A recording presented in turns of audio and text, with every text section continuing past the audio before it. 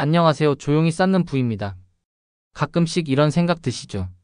미국 주식은 계속 오르고 기술주는 계속 치고 나가고 S&P 500도 이미 많이 올랐는데 지금도 그대로 사도 되는 걸까?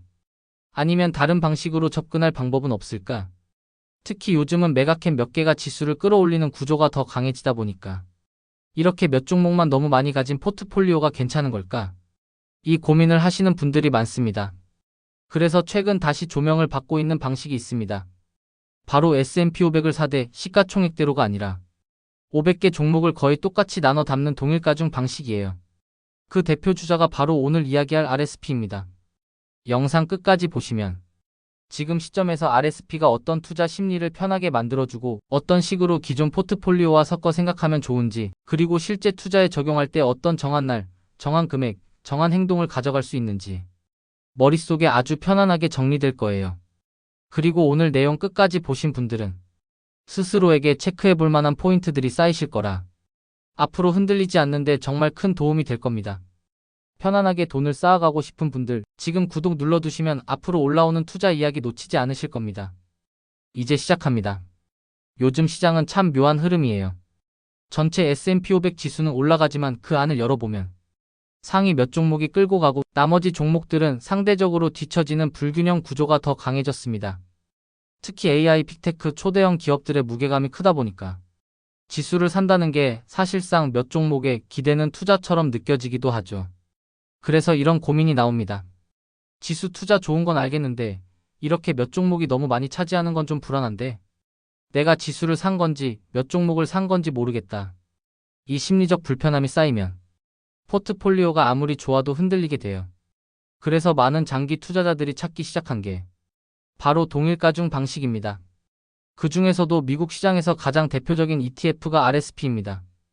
RSP는 구조가 아주 단순해요. S&P 500 종목을 똑같이 나눠 담습니다. S&P 500에 포함된 기업이 약 500개니까 대략 한 종목당 0.2% 정도씩 들어가 있는 셈이죠. 누군가는 이렇게 말합니다. 아니 그게 뭐가 그렇게 특별해? 그런데 투자하는 입장에서 보면 이 단순함이 주는 안정감이 아주 커요. 왜냐하면 특정 종목이 너무 튀어버려 포트폴리오를 좌우할 걱정을 할 필요가 없거든요. 이 방식에서 특히 중요한 특징은 분기마다 리밸런싱을 한다는 점입니다. 3개월마다 너무 많이 오른 종목은 비중을 다시 줄이고 떨어진 종목은 비중을 다시 채워주는 방식이에요. 그러니까 기계적으로 싸게 사고 비싸게 파는 행위를 자동으로 해주는 셈입니다. 사람이 하려면 감정 때문에 못하는 것들을 규칙 기반으로 자동 처리해버리는 구조라고 보시면 됩니다. 이 규칙성은 장기 투자에서 아주 중요한 성격을 만들어줘요. 장기 투자를 망치는 가장 큰 원인이 뭔지 아시죠? 흐름이 조금만 바뀌면 조급해져서 이리저리 움직이는 불안감이에요. 같은 S&P 500을 사는데도 시총가중은 메가캡 10개 기업이 전체의 30에서 40%를 차지해버립니다. 그렇다 보니 애플, 마소, 엔비디아 같은 몇 종목이 흔들리면 지수도 같이 흔들리고 투자자 마음도 같이 흔들립니다. 반대로 RSP는 500개 종목이 거의 똑같은 비중이죠. 누가 흔들려도 전체를 움직이는 힘이 줄어들어요. 그래서 마음이 조금 더 편안해집니다. 그럼 이런 생각이 드실 거예요. 그럼 RSP가 더 좋은 건가? 그러면 VO보다 RSP가 더 수익이 나나? 사실 답은 아주 단순하지 않아요. 과거 데이터를 보면 최근 10년은 기술주 황금기였습니다. 그러다 보니 당연히 시총가 중 S&P 500이 이겼어요. 애플, 마소, 엔비디아가 너무 강했기 때문에 이들을 한 종목당 0.2%만 들고 있는 RSP는 같은 지수라도 자연스럽게 언더퍼폼할 수밖에 없었죠. 하지만 그게 전부는 아닙니다. 더 길게 보면 RSP가 시총가 중 S&P 500 지수와 격차가 크게 벌어지지 않습니다. 때로는 RSP가 더 잘 나왔던 시기도 많아요. 왜냐하면 시장은 영원히 동일한 스타일만 강하지 않기 때문이에요. 어느 시기엔 기술주가 앞서고 어느 시기엔 금융산업재, 소비, 헬스케어 같은 가치 중형주 성향의 종목들이 잘 나옵니다. 동일가중은 이런 스타일 로테이션에서 혜택을 보는 구조를 갖고 있습니다. 또 한 가지 재미있는 점이 있어요. 사람들이 ETF에 대해서 가장 오해하는 부분입니다. ETF의 성격은 그 ETF가 추종하는 지수의 성격이 거의 90%를 결정한다는 것. RSP는 S&P 500 이퀄 웨이트 인덱스를 그대로 따라갑니다. 즉 우리가 보유하는 건 시장 전체의 평균적인 민심 같은 게 아니라 각 기업을 똑같이 대우하는 동일한 기회 구조입니다. 이 구조가 뜻하는 건 기업 간의 차이가 너무 벌어지면 다시 평균 쪽으로 돌아오려는 성향이 생긴다는 거예요. RSP는 이 평균 회귀를 분기마다 강제합니다. 사람은 못해요. 떨어지는 주식을 더 사는 게 얼마나 어려운지 아시잖아요. 하지만 ETF는 감정이 없죠. 그냥 규칙대로 움직입니다. 이 심리적 부담을 ETF가 대신 짊어져 준다고 생각하시면 됩니다. 장기 투자할 때 심리가 얼마나 중요한지는 이미 여러 영상에서 나눴지만 RSP는 그 심리를 상당히 완화시켜주는 구조를 가지고 있습니다. 내 포트폴리오가 특정 기업에 너무 쏠린 건 아닌가? 애플이 오늘 안 좋으면 전체가 떨어지지 않을까? 이런 생각을 줄여준다는 거죠.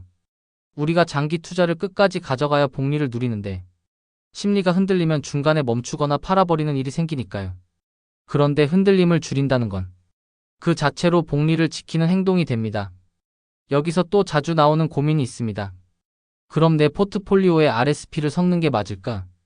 이 질문은 결국 내가 이미 어떤 ETF를 얼마나 가지고 있느냐에 따라 달라져요. 예를 들어 VO, IVV 같이 시총가 중 S&P 500 ETF를 이미 많이 가지고 있는 분이라면 RSP를 조금 섞는 것만으로도 포트폴리오 전체 성격이 상당히 안정됩니다. 성장 대형주 편중에서 벗어나 시장 전체의 균형을 가져오는 거죠. 또 QQQ나 나스닥 100을 많이 가진 분들은 이미 포트폴리오가 성장 기술주 형태로 쏠려 있을 가능성이 높아요. 이럴 때 RSP를 더하면 밸류, 중형주, 경기순환주 비중이 생겨서 포트폴리오의 균형이 좋아집니다. 이건 수익률을 노리는 조합이라기보다 견고함과 안정감을 노리는 조합이에요. 또 이런 질문도 받습니다. 그럼 RSP만 사면 되는 건가요? 사실 그렇게 할 필요는 없어요. RSP의 장점은 지수의 집중도를 낮춰준다는 데 있습니다. 그렇다면 더 큰 틀에서는 시총가 중 S&P 500이나 나스닥 100과 같이 시장 대표 지수의 장점도 가져가고 동일가 중에 안정감도 함께 가져가는 조합이 더 자연스럽습니다. 장기 투자는 하나의 방식만 가는 것보다 여러 성격을 섞는 게 흔들림을 줄이는 데 도움이 되거든요. ETF의 시대라 가능한 좋은 조합이라고 보면 됩니다. 한국 투자자 관점에서도 생각해 볼 게 있어요. RSP는 미국 상장 ETF니까 배당은 미국에서 15% 원천 징수되고 국내에선 배당 소득으로 잡힙니다. 매도 차익은 해외 주식 양도세로 정산되죠. 이건 VO나 QQQ 투자할 때와 똑같은 구조예요. 그래서 과세 구조 때문에 RSP가 불리하거나 유리하거나 하는 건 없습니다.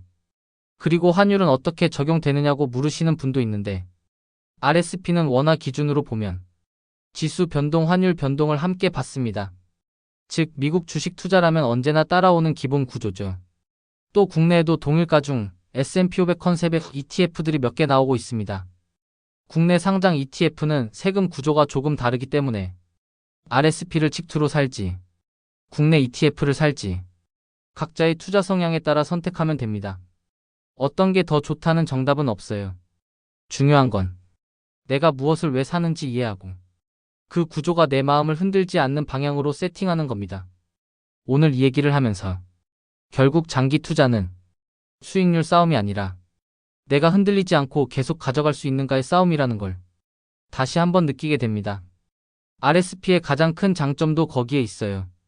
빅테크가 지금은 너무 잘 나가지만 언젠가 분위기가 바뀔 때 내 포트폴리오가 너무 한쪽에 쏠려 있다면 그때의 심리적 부담은 정말 큽니다. 반대로 포트폴리오 안에 성장 가치, 대형 중형, 경기 민감 방어주가 자연스럽게 섞여 있으면 시장의 파동이 덜 아프게 느껴집니다. 투자는 결국 내가 버텨야 하는데 심리가 흔들리면 그 복리는 끊겨버립니다. 동일가중은 이 복리의 끊김을 줄이는데 기여하는 ETF라고 보시면 됩니다. 자, 그럼 마지막으로 이걸 실제 투자에 어떻게 가져갈지 편하게 정리해보면 좋겠죠. 오늘도 마찬가지로 정한 날, 정한 금액, 정한 행동 이 세 가지를 꼭 가져가 보셨으면 합니다. 투자 자체는 복잡하지 않아야 오래갑니다. 예를 들어 이미 시총가 중 S&P 500 ETF를 매달 사시는 분이라면 그중 일부 금액을 RSP로 정해놓고 날짜를 정해서 그냥 자동으로 들어가게 하는 것도 방법입니다. 또 나스닥 100이나 기술주 비중이 큰 분이라면 내 포트폴리오가 조금 더 균형 잡혔으면 좋겠다는 마음이 있을 때 RSP를 정해진 금액으로 추가하는 것도 충분히 좋습니다. 중요한 건 매번 시장을 보면서 감정적으로 바꾸지 않는 것. 정해놓은 행동을 지키는 것. 이게 결국 복리를 지켜줍니다. 투자는 불안과 싸우는 일이고 RSP 같은 동일가중 ETF는 그 불안을 덜어주는 투자 도구입니다. 오늘 내용이 마음 정리하는데 조금이나마 도움이 되셨으면 좋겠습니다. 조용히 쌓는 부 마음이 편안해지는 투자 이야기. 이 영상이 도움이 되셨다면 구독과 좋아요로 함께 해주세요. 여러분의 투자 여정에 작은 힘이 되겠습니다. 오늘 내용은 정보 전달을 위한 일반적인 내용입니다. 최종 판단과 책임은 투자자 본인에게 있습니다. 오늘도 조용히 쌓는 부와 함께 해주셔서 고맙습니다.